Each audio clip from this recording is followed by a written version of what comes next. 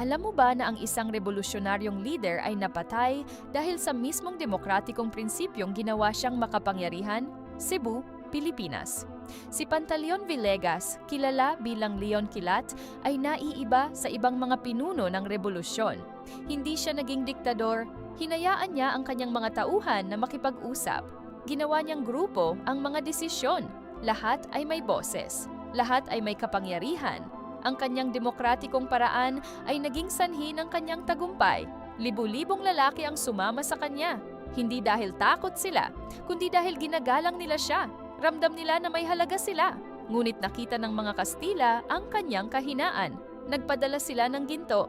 Binayaran nila ang mga tauhan ni Kilat. Nagtawag ng pagpupulong, nagbotohan ang mga pinagkakatiwalaang kasama. Ang resulta, mas pinili nila ang gintong Kastila kaysa sa kanilang minamahal na lider. Ang mismong demokratikong sistema na ginawa siyang malakas ay naging sanhi ng kanyang kamatayan. Si Leon Kilat ay napatay ng sariling niyang mga prinsipyo.